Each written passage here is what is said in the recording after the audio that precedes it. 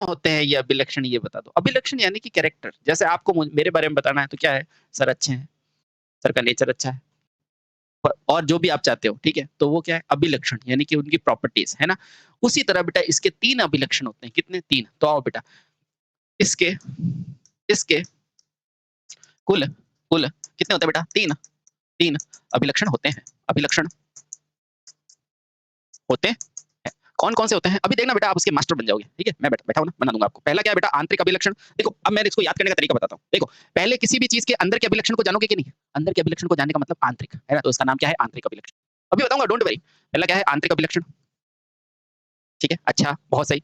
अब जब अंदर की बातें हो गई है, अंदर की बातें हो गई है, तो बेटा अब क्या करोगे? इसके खुले सर्किट के अभिलक्षण बनाओगे, है ना? लेकिन चलो और अच्छे से मैं समझा देता हूँ। सबसे पहले, अब देखो, कोई भी जनित्र है, सुनो, कोई भी जनित्र है, उसमें सबसे पहले कभी लोड नहीं लगाया, तो बेटा इसको क्या बोलोगे? खुला बोलोगे कि नहीं?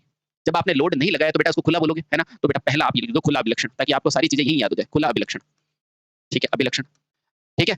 अब दूसरा क्या होगा, जब बेटा इस जनित्र में लोड डाल दोगे ना, तो इसके अंदर की बातें करोगे कि इसका आंतरिक अभिलक्षण क्या है? तो दूसरा क्या होता है बेटा? आंतरिक अभिलक्षण। बहुत बढ़िया।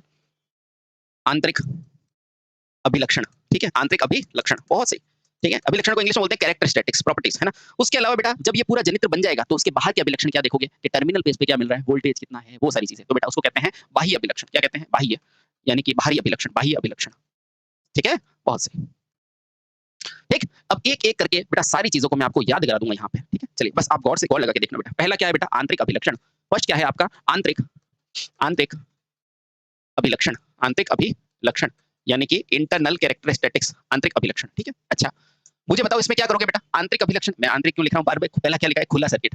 एक तो क्या, मेरे को आदत डायरेक्ट पहले आंतरिक पढ़ाने की ना, इसलिए। चलो, तो पहला क्या है बेटा? खुला अभिलक्षण। तो पहला क्या है? खुला खुला परिपथ अभिलक्षण।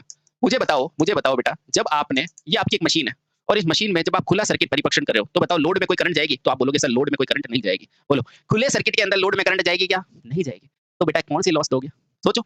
भाई अगर लोड में धारा जाती तो क्या लेते? कॉपर लॉसेस लेते, और लोड में धारा नहीं जा रही मतलब कौन सी लॉस निकालोगे? Core losses. और कोर को क्या बोलते हैं बेटा? चुंबकीय अभिलक्षण। तो इसका दूसरा नाम क्या है? इसे चुंबकीय अभिलक्षण भी कहा जाता है। इसे इसे चुंबकीय अभिलक्षण कहा जाता है। चुंबकीय अभिलक्षण याद हो गया ना? बस ऐसे याद करना बेटा, इसे चुंबकीय अभिलक्षण भी कहा जाता है। अच्छा, सर चुंबकीय अभिलक्षण तो हो गया, सर इसका नाम एक और सुना है, ठीक है? तो देखो बेटा, ये अभिलक्षण क्यों करते हैं? क्योंकि देखो हर एक कोर की एक लिमिट होती है मैग्नेट बनाने की। मैंने आपको पढ़ाया था, देखो याद करो मैग्नेट वाला चैप्टर, जब मैंने आपको पढ़ाया था हर किसी मटेरियल की एक लिमिट होती है। तो बेटा उसको क्या बोलते हैं? संतृप्तता। तो इससे क्या है बेटा? इसकी कैरेक्टरिस्टिक को नो लोड संतृप्तता परीक्षण भी कहते हैं। तो बेटा इसे क्या करोगे? इसे नो लोड, इसे नो लोड यानी कि लोड के बिना, नो लोड का मतलब क्या बेटा? लोड के बिना, नो लोड क्या? संतृप्तता यानी कि सैचुरेशन। सब समझ में आ गया बेटा? सैचुरेशन मैंने चुंबक में पढ़ा है बेटा, पहले चुंबक पढ़ना फिर मशीन पढ़ना, फिर बता रहा हूँ। नो लोड संतृप्तता परीक्षण भी कहते हैं, परीक्षण भी कहते हैं बेटा। ये सारी चीजें ध्यान रखो, इसलिए चुंबक पढ़ो। जो भी आप पहली बार डायरेक्ट पढ़ रहा है बेटा, उसको भी बोल रहा हूँ पहले चुंबक पढ़ना, ठीक है? समझ में आया? ठीक है, बहुत सही। अब मुझे ये बताओ, अब जब ये खुला परिपथ परीक्षण है, तो खुले परिपथ में बेटा मुझे बताओ, ये खुला परिपथ है तो क्या यहाँ लोड करंट आएगी? नहीं। अच्छा, क्या सर यहाँ पर आर्मेचर करंट आएगी? सोचिए बताओ, आर्मेचर करंट आएगी क्या? आप बोलोगे नहीं सर, ये खुला है, खुले सर्किट में तो सिर्फ मैं फील्ड पर ही सप्लाई दे रहा हूँ, सिर्फ फील्ड पर सप्लाई दे रहा हूँ। तो यहाँ पर क्या आएगी बेटा? मेरी फील्ड करंट आएगी। सर आपने तो याद करा दिया, बिल्कुल बेटा, मेरा यही काम है, बहुत सही। अब जब ये खुला सर्किट है, तो क्या इसमें टर्मिनल वोल्टेज आएगी? नहीं आएगी। तो क्या आएगी? अरे ये आएगी, यानी कि जनरेटेड ईएमएफ आएगी। तो यह वक्र किसके मध्य खींचा जाएगा? ये बहुत इंपॉर्टेंट है बेटा। तो यह वक्र बेटा किसी को याद नहीं होता, लेकिन आपको याद हो जाएगा। यह वक्र किसमें? आईएफ यानी कि फील्ड धारा। यह वक्र फील्ड धारा क्या है बेटा? आईएफ तथा तथा कौन सी वोल्टता बेटा? जनरेटेड वोल्टता, यानी कि नो लोड पर आर्मेचर के विद्युत वाहक बल के मध्य खींची जाएगी। यानी कि नो लोड तथा नो लोड जनित जनित वी वाब को यानी कि विद्युत वाहक बल, ठीक है बेटा? वी वाब यानी कि ईजी के मध्य खींचा जाता है। ये लो बेटा, आपको जो भी पॉइंट पूछा जाता है क्वेश्चन में, मैंने आपके पास लिख दिए हैं, ठीक है? अब देखो बेटा, आपके लिए ये किसके मध्य खींचोगे बेटा? भाई जहां आप धारा डालोगे तभी वोल्टेज बनेगी, या पहले वोल्टेज बनेगी फिर धारा डाल दोगे? बताओ भाई। आपका ईजी बनेगा वो ऐसे ही बन जाएगा? नहीं, पहले आप क्या करोगे? इसके अंदर फील्ड धारा डालोगे। तो जो भी चीजें डालते हैं ना बेटा, यानी कि ये ईजी का मान जो है वो किस पर निर्भर कर रहा है? वो आईएफ पर निर्भर कर रहा है। और जिस पर भी निर्भर करता है बेटा, उसको रखते हैं एक्स एक्सिस पे, और जिसका मान होता है उसको रखते हैं वाई एक्सिस पे, ठीक है? यही सरल की इक्वेशन है ना, सरल रेखा की वाई बराबर एम एक्स प्लस सी, है ना? ये अब सुनना बेटा, यानी कि यहाँ पर मेरी क्या है? फील्ड धारा, यानी कि ये क्या है? फील्ड धारा। बहुत सही, बहुत आसान हो जाएगी बेटा ये। अच्छा, और वाई एक्सिस पे कौन हो जाएगी? वाई एक्सिस पे हो जाएगा बेटा ईजी, यानी कि विद्युत वाहक बल, नो लोड विद्युत वाहक बल। ठीक है, अब देखना बेटा बहुत आसान हो जाएगा आपके लिए। ठीक, अब देखो मैंने क्या बोला है, इसे नो लोड संतृप्तता परीक्षण भी कहते हैं। यानी कि एक समय के बाद आपकी जो ये फील्ड पोल होती है ना बेटा, ये भी सैचुरेट हो जाती है। ठीक है, तो जब तक सैचुरेट नहीं होगी, सुनना बेटा, जब तक सैचुरेट नहीं होगी। अब सर आपने ये यहाँ से क्यों चालू किया है? अभी बता रहा हूँ बेटा, 2 मिनट रुको तो सही।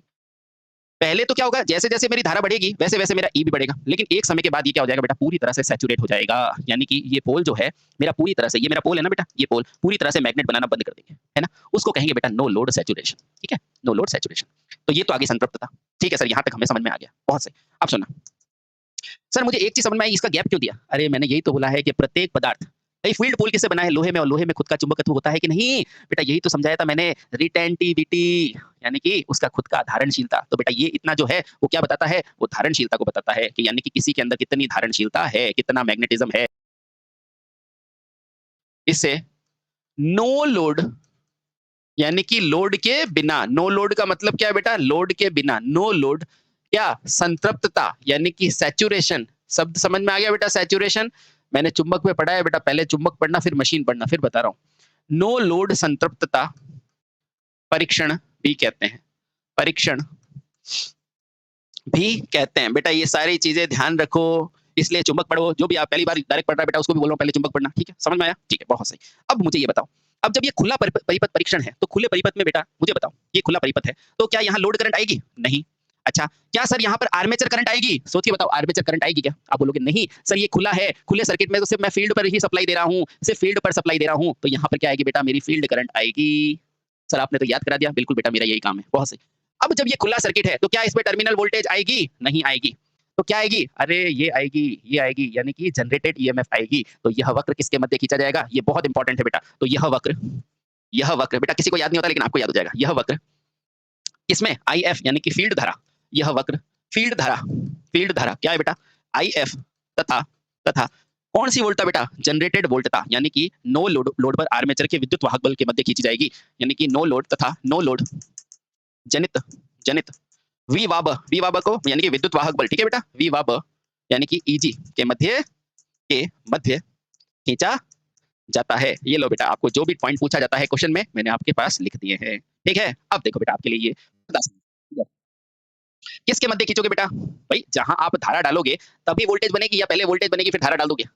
बताओ भाई, आपका ईजी बनेगा वो ऐसे ही बन जाएगा? नहीं, पहले आप क्या करोगे? इसके अंदर फील्ड धारा डालोगे। तो जो भी चीजें डालते हैं ना बेटा, यानी कि ये ईजी का मान जो है वो किस पर निर्भर कर रहा है? वो आईएफ पर निर्भर कर रहा है। और जिस पर भी निर्भर करता है बेटा, उसको रखते हैं एक्स एक्सिस पे, और जिसका मान होता है उसको रखते हैं वाई एक्सिस पे। ठीक है, यही सरल की इक्वेशन है ना, सरल रेखा की वाई बराबर एम एक्स प्लस सी, है ना ये। अब सुनना बेटा, यानी कि यहाँ पर मेरी क्या है? फील्ड धारा, यानी कि ये क्या है? फील्ड धारा। बहुत सही, बहुत आसान हो जाएगी बेटा ये। अच्छा, और वाई एक्सिस पे कौन हो जाएगी? वाई एक्सिस पे हो जाएगा बेटा ईजी, यानी कि विद्युत वाहक बल, नो लोड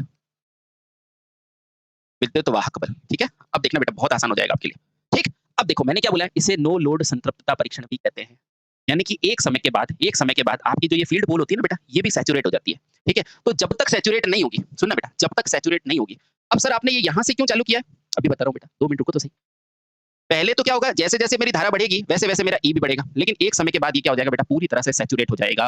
यानी कि ये पोल जो है मेरा, पूरी तरह से, ये मेरा पोल है ना बेटा, ये पोल पूरी तरह से मैग्नेट बनाना बंद कर देंगे, है ना? उसको कहेंगे बेटा नो लोड सैचुरेशन। ठीक है, नो लोड सैचुरेशन। तो ये तो आगे संतृप्तता।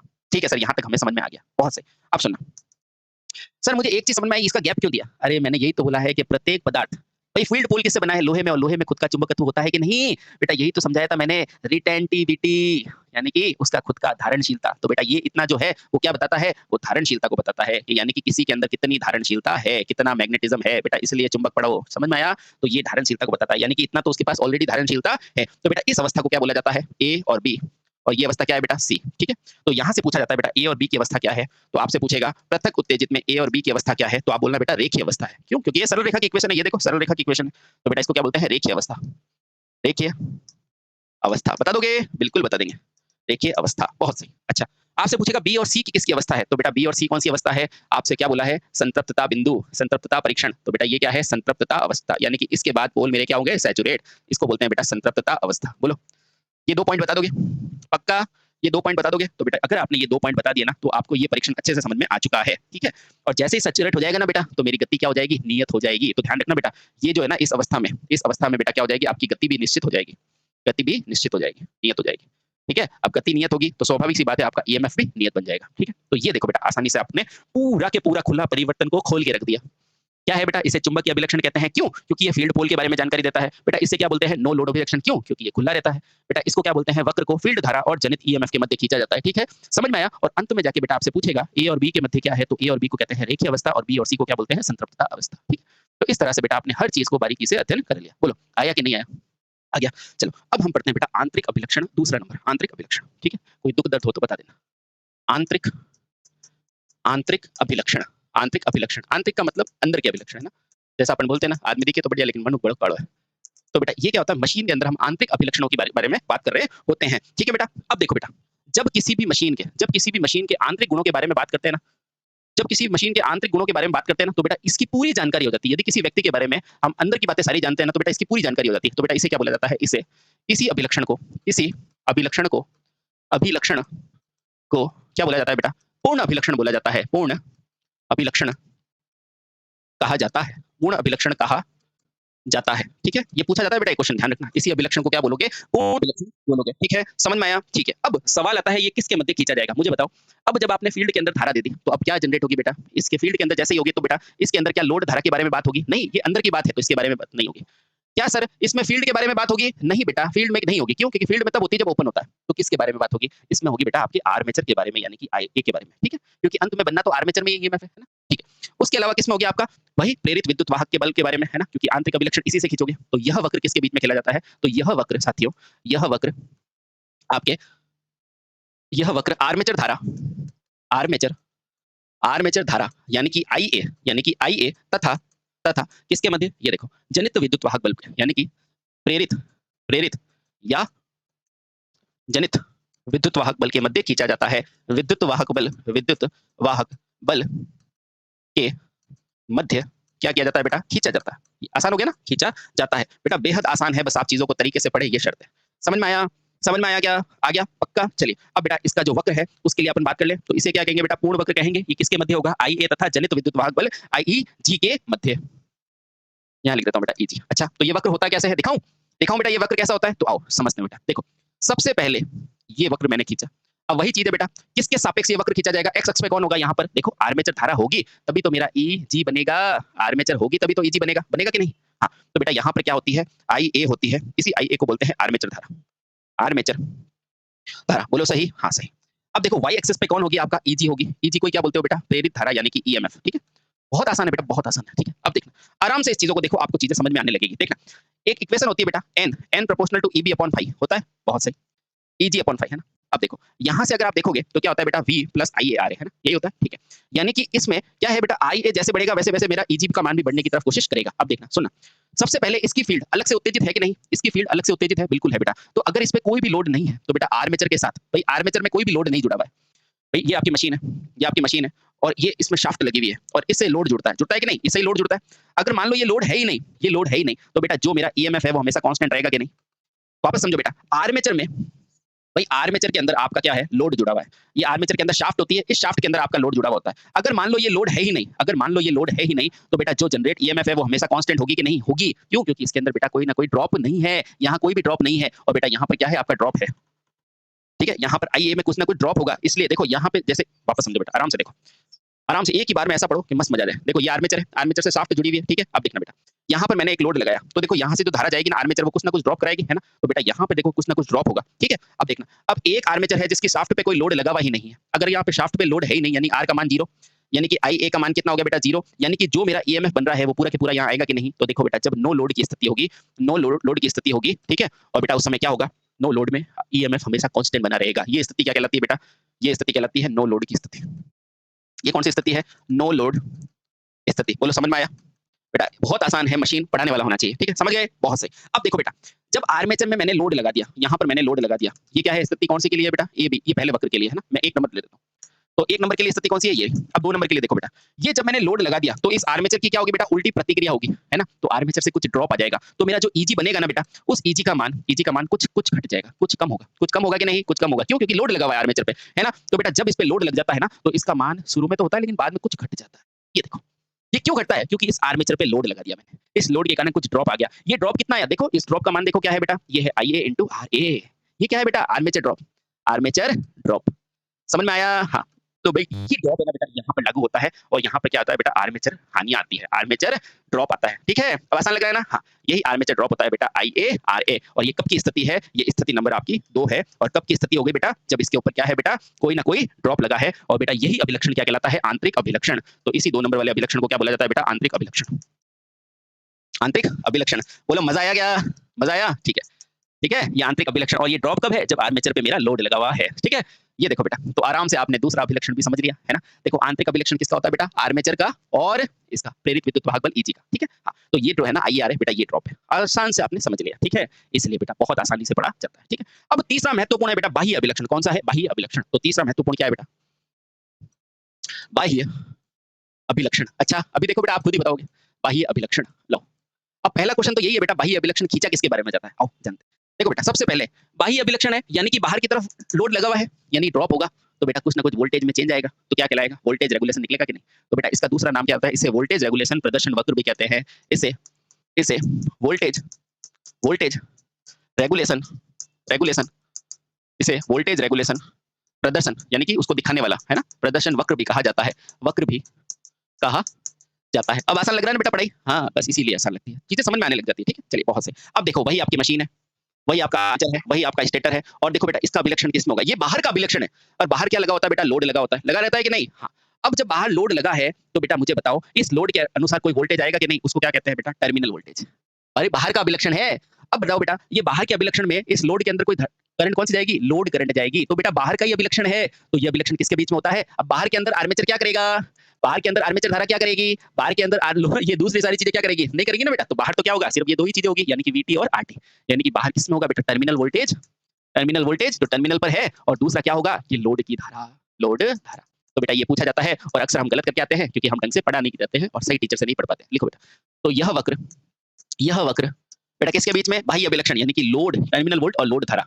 टर्मिनल वोल्टता यानी कि VT तथा तथा लोड धारा के मध्य खींचा जाता है। लोड धारा IL के मध्य मध्य खींचा जाता है। आसान है ना? खींचा जाता है। आसान लग रहा है? ठीक है, बहुत सही बेटा, यही पूछा जाता है। अब इसका ग्राफ खींच लेते हैं। ये लो बेटा खींच लो। अब तो आप एक्सपर्ट हो, अब आप एक्सपर्ट हो मान लो। देखो बेटा इसके अंदर लोड धारा जाएगी तभी तो मेरा टर्मिनल वोल्टेज आएगा, है ना। इसका मतलब जो ज्ञात होता है वो होता है x, जिसको ज्ञात करना होता है वो होता है y। तो बताओ x अक्ष पे किसको रखोगे? तो लोड धारा को x अक्ष पर रखा जाता है। तो बेटा यहाँ क्या रखोगे आप? लोड धारा ये रखोगे बेटा, लोड धारा। इसको क्या कहोगे? IL। और यहाँ y एक्सिस पे आप क्या रखोगे? टर्मिनल वोल्टता। क्या रखोगे बेटा? टर्मिनल वोल्टता, जिसको क्या बोला जाता है? VT। ठीक है, अब देखना बेटा पहली स्थिति ये देखो, स्थिति नंबर 1 ये मेरा क्या है? आर्मेचर है। इस आर्मेचर में मैंने बेटा कोई भी लोड नहीं रखा है। तो क्या R है इसके पास? R लोड है? नहीं। R लोड नहीं है तो क्या धारा जाएगी यहाँ पर? नहीं। यानी कि जो मेरी VT डेवलप हुई है वही मेरे आगे भी चली जाएगी। बोलो मानते हो? मानते हो। तो इस अवस्था में बेटा मेरा VT हमेशा कांस्टेंट रहता है। ये कौन सी अवस्था है सर? तो ये पहली अवस्था है, इसको बोलते हैं नो लोड अवस्था। नो लोड अवस्था अच्छा लग रहा है ना बेटा? हाँ, नो लोड अवस्था बहुत सही। ठीक है, ये है बेटा पहली अवस्था। जब कोई भी लोड नहीं लगा है तो पूरी की पूरी VT मेरे आगे लग जाएगी। ठीक है, अब देखो बेटा जैसे ही मैंने लोड लगा दिया है ना, जैसे ही मैंने इस पे लोड लगा दिया, ये लो बेटा, जैसे ही मैंने इस पे लोड लगा दिया, ये देखो। अब गौर से देखना बेटा, तो यहाँ जैसे ही RL लगाया तो IL आया और यहाँ से बेटा क्या आ गया? ड्रॉप आ गया, है ना। अब देखो इस ड्रॉप के कारण ये वोल्टता थोड़ी सी गिर गई, है ना। अब सुनना बेटा, ये है दूसरी अवस्था। कब? जब मैंने लोड लगाया। और अब सुनना बेटा, इससे पहले मैंने एक और पढ़ी थी, कौन सी? आंतरिक अभिलक्षण। उसमें कौन सा ड्रॉप लगाया था बेटा? आर्मेचर का। ये देखो ये कौन सा है बेटा? जब इसमें कोई लोड नहीं है लेकिन आर्मेचर का प्रतिरोध तो है ना, उस आर्मेचर के प्रतिरोध का ड्रॉप था, है ना। तो अब इसके आगे क्या आ जाएगा बेटा? देखो इस तरह से ये अंदर की तरफ एक बना था। ये क्या है बेटा? ये 2 नंबर था ना आपका। इसको कहा बोला था आपने जहां पे ये ड्रॉप आ रहा था? ये कौन सा ड्रॉप था बेटा? आर्मेचर का। आर्मेचर प्रतिरोध ड्रॉप, है ना, आर्मेचर का। बेटा वो क्या है? IA into RA ड्रॉप था। ठीक है, हाँ। और बेटा इस ड्रॉप इसको क्या बोला था आपने? आंतरिक अभिलक्षण। क्या बोला था? आंतरिक अभिलक्षण। आंतरिक अभिलक्षण। ठीक है, अब बेटा ये जो ड्रॉप है ना, ये ज्यादा क्यों है? क्योंकि लोड का ड्रॉप है। ठीक है, तो बेटा तीसरा और महत्वपूर्ण क्या आ जाएगा? ये कौन सा ड्रॉप हो जाएगा? ये आपके वोल्टेज ड्रॉप हो जाएगा। किसका? लोड का। तो बेटा पूछा जाता है ये क्या है? लोड का voltage drop, load voltage drop. ठीक है, हाँ। तो बेटा ये क्या है? लोड अभिलक्षण, यानी कि इसको आप कह सकते हैं लोड वोल्टेज ड्रॉप। और बेटा ये क्या है आपका? बाह्य अभिलक्षण।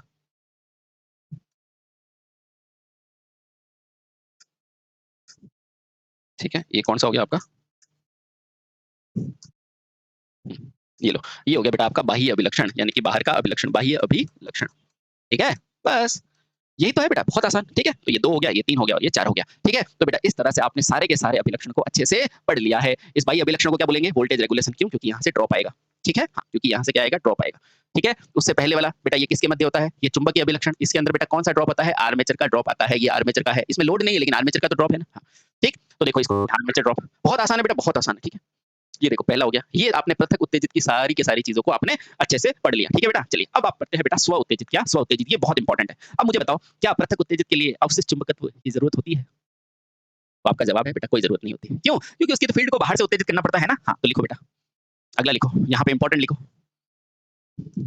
पृथक पृथक उत्तेजित जनित्र के लिए, जनित्र के लिए, पृथक उत्तेजित जनित्र के लिए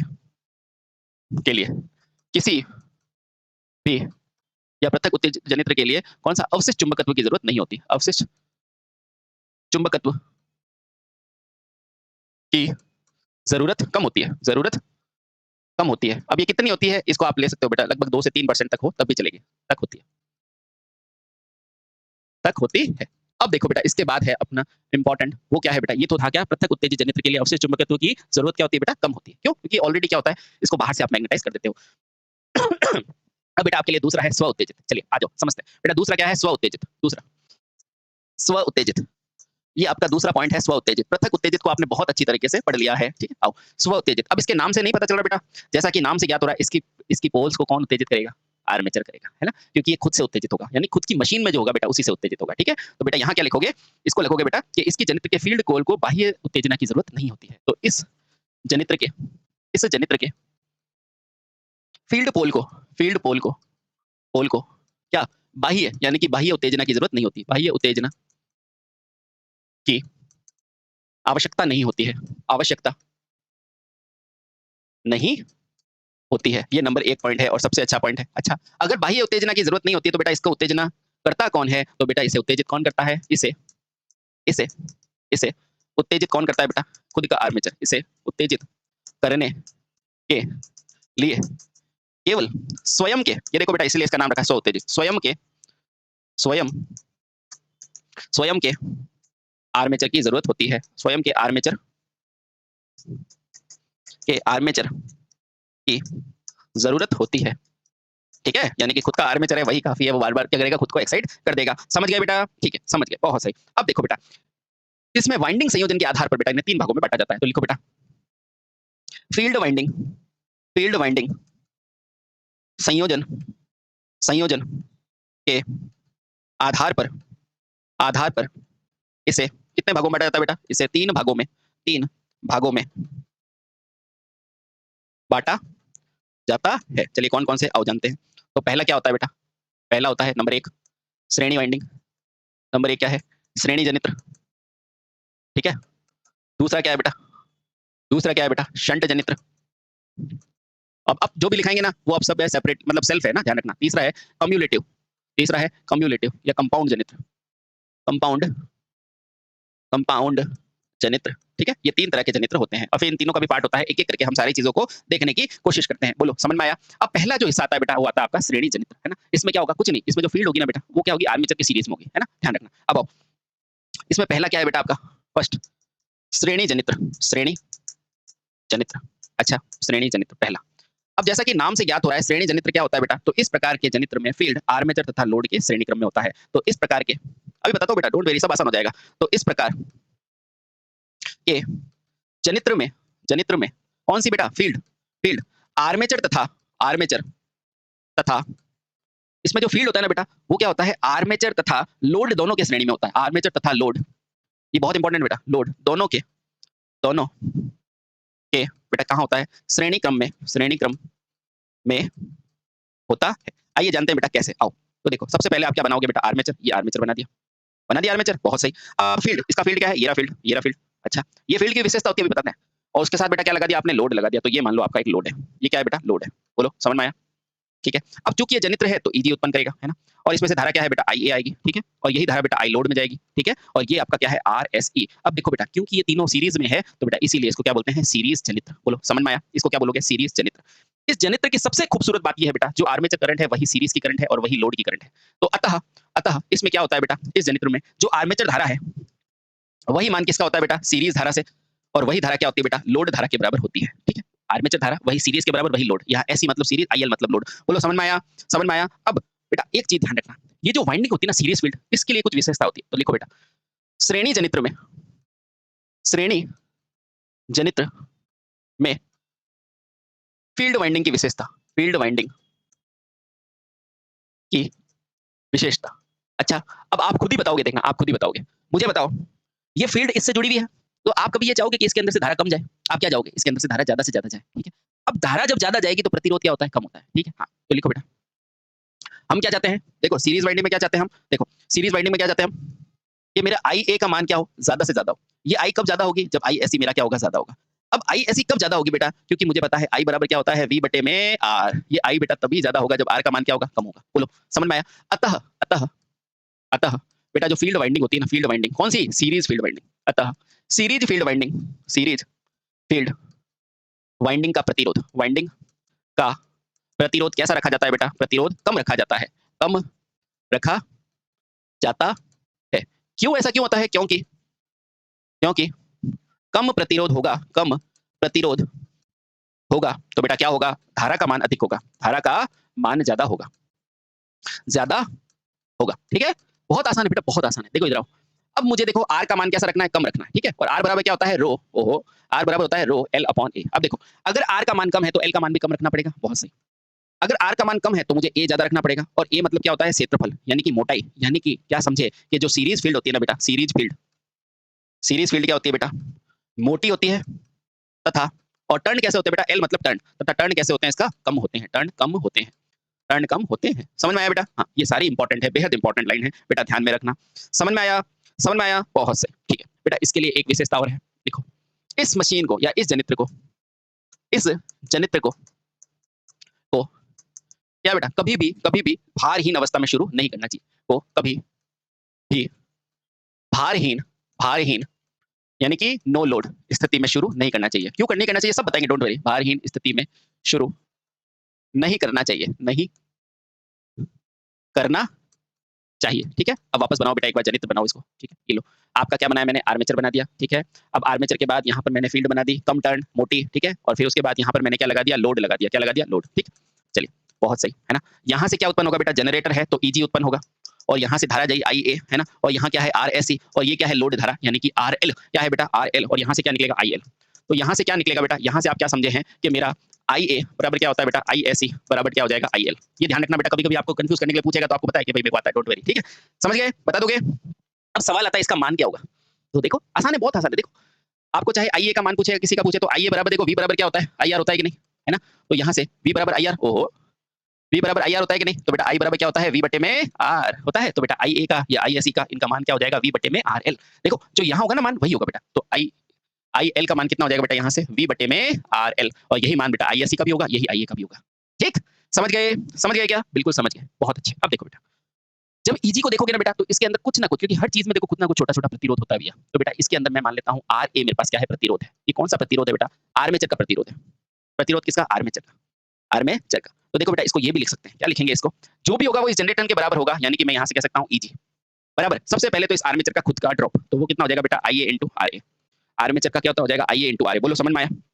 अब बेटा इस फील्ड का, फील्ड में धारा आई एस सी मान लो, कोई दिक्कत नहीं। तो ये क्या है बेटा, आई एस सी, हालांकि दोनों तीनों का मान बराबर है, लेकिन समझाने के लिए लिखना पड़ेगा मुझे, I S C into R S C. ठीक है, अब इसके बाद ये लोड में जा रही है करंट, तो लोड का कितना हो जाएगा बेटा, गौर करके देखो। तो मैं एक साथ मान लूं क्या, मान लो लोड का ड्रॉप है वीटी, है ना, है ना। तो बेटा यहाँ पे मैंने लिख लिया टर्मिनल वोल्टेज वीटी, कोई दिक्कत, कोई दिक्कत, कोई दिक्कत नहीं। तो यहाँ से मैं क्या कह सकता हूँ, जहाँ जहाँ बेटा वीटी क्या है आपका, वीटी क्या है, टर्मिनल वोल्ट था, तो टर्मिनल वोल्ट था। और बेटा वीटी का मान क्या हो जाएगा, वीटी का मान सिंपल सा हो जाएगा R load into I load, बस खत्म। ठीक है, तो बेटा इस तरह से आपको एनालिसिस करने का पूछता है। अब आपको पूछेगा बेटा इसका विद्युत भार कितना होता है, ये पूछेगा। तो इसमें विद्युत भार,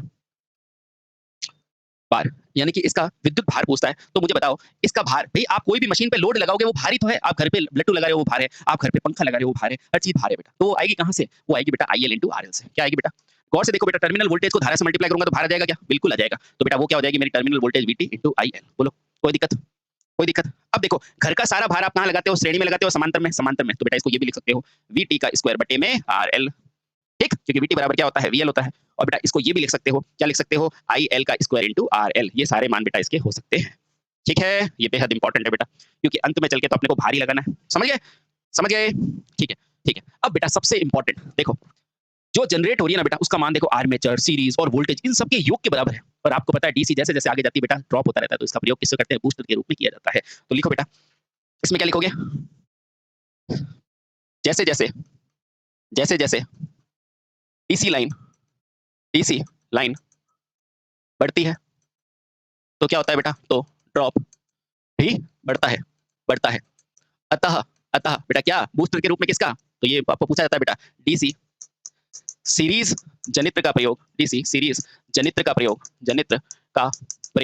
बेटा किस रूप में करते हो आप? बूस्टर के रूप में करते हैं। बूस्टर के रूप में करते हैं बेटा, इसलिए आप डीसी सीरीज का जनित्र का यूज बूस्टर के रूप में करते हो, क्योंकि ये टर्मिनल वोल्टेज का मान बढ़ा देता है। तो यहां से बेटा आप क्या कह सकते हो? फाइनली यहां से आर्मेचर धारा कैसे निकालोगे? देखो, तो यहां से आपको बेटा पूछता है आर्मेचर धारा का मान। आर्मेचर कह लो, लोड कह लो, अब तो आप समझ गए ना। तो आर्मेचर धारा का मान पूछेगा, तो बेटा उसका मान क्या निकालोगे? IA बराबर, मुझे बताओ, सारा मान दिया किसने? ईजी ने, तो बस ईजी को लिख दो, यानी कि जनरेटेड वोल्ट है। ठीक है, अब बस यहाँ पे क्या कर दो बेटा, देखो यहाँ से निकलेगा IA का मान चाहिए, तो ईजी में से क्या माइनस कर दो? ईजी और बटे में देखो बेटा ये सब नीचे आ जाएगा। क्यों? देखो मैं वापस लिख के बताता हूँ, आपको मजा आ जाएगा। देखो, आपको क्या पता है? आपको पता है बेटा आर्मेचर धारा IA चाहिए, ठीक है। अब देखना बेटा आपके पास है क्या? तो ईजी बराबर क्या है आपके पास? आपके पास है IA, ठीक है, plus RSC into ISC plus RL into IL, यही है आपके पास। और आपको ये भी पता है बेटा सीरीज जनित्र के लिए IA का मान, ISC का मान, IRL का मान क्या होता है? बराबर होता है। तो मैं इसको IA मान लूं? देखो सबका मान बराबर है, सबका मान बराबर है, ठीक, सही है। तो यहां से बेटा क्या हो जाएगा? ईजी बराबर, इस पूरे को मैंने IA माना, ये हो जाएगा RA plus RSC plus RL, ठीक है। तो यहां से बेटा आप कह सकते हैं जो प्रेरित EMF का मान या फिर आर्मेचर धारा का मान, आर्मेचर धारा IA का मान कितना हो जाएगा? तो वो हो जाएगा ईजी बटे में क्या होता है बेटा? RA plus RSC plus RL, ये लो भाई, ये होता है एम्पियर में मान। अब बेटा जैसे कि आपको पता है कि धारा का मान मात्रक क्या होता है? एम्पियर, तो ये मैंने लिख दिया एम्पियर। अब सुनो बेटा, अब सुनो सबसे इंपॉर्टेंट, जैसे कि आपने सबका अंदर ग्राफ पढ़ा था बेटा, इसका भी ग्राफ होता है, वो पढ़ लेते हैं, ठीक है। तो इसका सीरीज जनित्र के अभिलक्षण, तो इंपॉर्टेंट है बेटा लिखना, सीरीज सीरीज जनित्र के अभिलक्षण, यानी कि कैरेक्टरिस्टिक्स ऑफ सीरीज जनरेटर, ठीक है। यानी कि बेटा इसके तीनों अभिलक्षण साथ में बना देते हैं, ठीक है, ताकि आपको डाउट खत्म, ठीक है। अब देखो बेटा, सबसे पहला अभिलक्षण तो बेटा इसके लिए क्या होता था? आप खुद ही बताओ, सबसे पहला अभिलक्षण किसके लिए बनाते थे? फील्ड धारा के लिए। तो यहाँ लिखो बेटा फील्ड धारा, क्यों? क्योंकि सर फील्ड धारा बोलो ठीक है, उसके अलावा आर्मेचर धारा बोलो या लोड धारा, ये सब क्या होती है? इसके लिए बराबर होती है, इसलिए बेटा साथ में बनाते हैं, ठीक है। आर्मेचर धारा और एक क्या होती है? चाहे फील्ड धारा, चाहे आर्मेचर धारा, चाहे लोड धारा, बेटा ये सारी इसके लिए क्या होती है? बराबर होती है, इसलिए बेटा एक ही ग्राफ में इसको बना दिया जाता है, ठीक है। हाँ, ये बहुत आसान है ना। किसके सापेक्ष बनाओगे बेटा? फील्ड धारा को किसके सापेक्ष बनाते थे? प्रेरित विद्युत वाहक बल के सापेक्ष। तो पहले क्या है बेटा? प्रेरित विद्युत वाहक बल के सापेक्ष, है ना। ये भी वोल्ट देगा, बहुत सही। आर्मेचर का किसके सापेक्ष बनाते थे? जल्दी से देखो, तो नो लोड वोल्टता के सापेक्ष, नो लोड वोल्टेज के सापेक्ष, ठीक है, बहुत सही, सब वोल्टेज है बेटा। और मुझे बताओ लोड धारा का किसके सापेक्ष बनाते थे? तो टर्मिनल वोल्ट के सापेक्ष। तो यहाँ लिखो बेटा टर्मिनल वोल्टता के सापेक्ष, ठीक है, बहुत आसान है बेटा, एक ही बार में सब खत्म हो जाएगा, देखना। अब मुझे बताओ किसी के अंदर भी कोई ना कोई धारणशीलता होती है ना, प्रत्येक चुंबक में कोई ना कोई धारणशीलता होती है 2 से 3%, बेटा ये क्या है? यहाँ लिखो बेटा AO। आपको पूछेगा OA क्या है? तो बोलना अपशिष्ट चुंबकत्व, यानी कि रेजिडुअल मैग्नेटिज्म, अपशिष्ट चुंबकत्व, ठीक है। ये हमेशा बेटा हर मशीन में होता है, लगभग 2 से 3% तो होता ही है, ठीक है। अब देखो जैसे जैसे मैं फील्ड धारा बढ़ाऊंगा, जैसे जैसे मैंने फील्ड धारा बढ़ाई, तो बेटा चुंबकीय अभिलक्षण कैसा बनता है? इस तरह से, चुंबकीय अभिलक्षण इस तरह से होता है, और अंत में जाके क्या हो जाता है बेटा? सैचुरेट, ठीक है ना। और उसी तरह बेटा अब देखो यहाँ से आप क्या समझते हो? यहाँ से जब आप देखिए तो बेटा कोई भी प्रेरित जो होगा, मेरा आंतरिक अभिलक्षण कैसा होगा? पहले जैसे जैसे मैंने फील्ड बढ़ाई तो मेरा ये बड़ा टर्मिनल वोल्टेज, अंत में जाके ये सीधा हो गया, ठीक है। और इसके लिए क्या होगा बेटा? बाह्य अभिलक्षण के लिए यहाँ पर कुछ थोड़े से ड्रॉप हो जाते हैं, वैसे पूछते नहीं बेटा, ध्यान रखना, ठीक है। तो पूछेगा बेटा पहला अभिलक्षण किसके लिए है? तो बेटा पहला तो क्या है? नो लोड के लिए, जब कोई भी लोड नहीं है, नो लोड अभिलक्षण, है ना, नो लोड अभिलक्षण, है ना। ये ध्यान रखना बेटा, सबसे ऊपर वाली लाइन किसको बताती है? नो लोड को बताती है, ठीक है। अब देखो नो लोड से थोड़ा सा कम क्या होगा बेटा? आर्मेचर ड्रॉप, आर्मेचर ड्रॉप याद है ना, आर्मेचर ड्रॉप। नो लोड से थोड़ा सा कम क्या होता है बेटा? आर्मेचर का ड्रॉप होता है, ठीक है। और जहां आर्मेचर का ड्रॉप होता है बेटा वही क्या कहलाता है? आंतरिक अभिलक्षण। अब आप अच्छे से जान चुके हो, तो बेटा ये क्या है? दूसरा वाला आंतरिक अभिलक्षण। आंतरिक अभिलक्षण वही है बेटा, पहले वाला ही है, बड़ा आसान है अभिलक्षण, ठीक है। और आंतरिक अभिलक्षण से थोड़ा सा और नीचे की तरफ बाह्य अभिलक्षण बढ़ता है, वो क्या होता है बेटा? ये लोड का ड्रॉप। और बेटा ये क्या होता है? इसे कहते हैं ओमिय ड्रॉप, है ना, ओमिय ड्रॉप, यानी कि ओम के द्वारा। तो बेटा इसे क्या बोला जाएगा? बाह्य अभिलक्षण, बाह्य अभिलक्षण। याद हो गया ना बेटा? बेहद आसान है, बेहद आसान है। देखो ओहो, ये हाँ पहले वाले वीडियो में थे ना, हो जाएंगे, डोंट वरी। चलिए, तो ये थे बेटा आपके, सबसे पहले आपको क्या याद करना है इसके अंदर? बहुत ही आसान है बेटा, आपको पूछेगा जब नो लोड है तो यहाँ से सीधे अवशिष्ट चुंबकत्व से निकालना और यहाँ ले जाना नो लोड, ठीक है। अब आर्मेचर के थोड़े से ड्रॉप होंगे, यानी कि IARA, तो थोड़ा सा ड्रॉप बता के ये यहाँ से लेगा बेटा, ध्यान रखना, आर्मेचर वाला मूल बिंदु से और बेटा जब इसमें लोड लगा दोगे तो थोड़ा और ड्रॉप हो जाएगा। अरे सिंपल सी बात है, आप घर पे ज़्यादा सप्लाई देते हो तो बेटा आपका क्या हो जाता है, ड्रॉप बढ़ता है कि नहीं बढ़ता? बस वही चीज़ है, मशीन है और कहीं से नहीं है बेटा, जैसे-जैसे लोड बढ़ाओगे वैसे-वैसे थोड़ा-सा ड्रॉप बढ़ जाएगा। तो ये है आपका सीरीज़ फिनिश। ठीक है? कल मिलते हैं फिर से। भारत माता की जय।